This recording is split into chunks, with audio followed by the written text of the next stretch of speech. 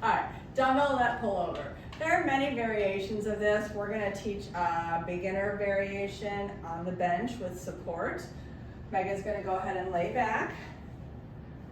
She's gonna make sure her head is on the bench comfortably, as are her feet. If you are a very tall or long person, you might need to put something here to extend for your feet. Feet can be down on the ground. It's a little harder to maintain pelvis position, so we're gonna go ahead and show with the feet on the bench.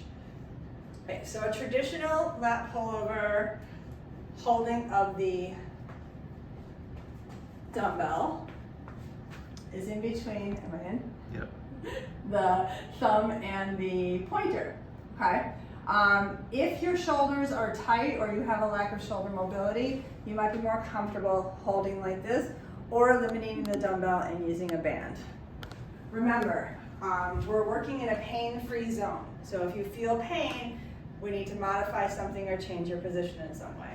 All right, another quick tip, make sure there's not a bright light right above you in your eyes. All right, Megan's gonna go ahead and bring the dumbbell up.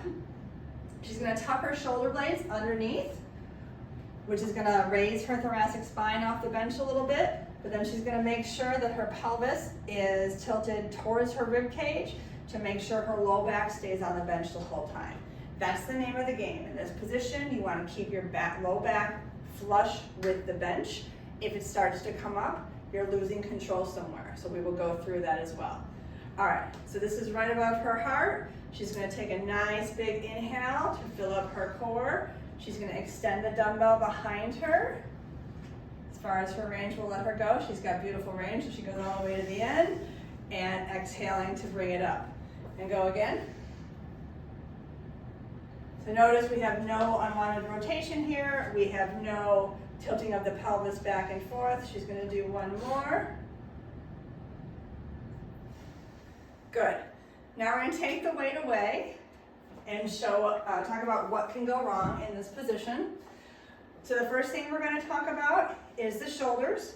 Again, we wanna make sure that they're not coming out versus flush with the bench. That's gonna keep the shoulders safe. The other thing that can happen is whenever you put a weight over your head, laying down, or even arms over your head standing up, the low back is gonna want to arch to enable you to get that mobility. So when she goes back, we're gonna do a good one first. We see this staying static, no change here. But if she loses control, as she raises her hands behind her, the pelvis starts to dump forward. Really arch that back so they can see. Yes. So that is not a safe position for your back. So she's gonna wanna push that lower back down to re-engage and come back up. If you can't control the shoulders from popping out, your range all the way up and down, and or your hips, the weight is too heavy and you wanna back off on the weight. That's it.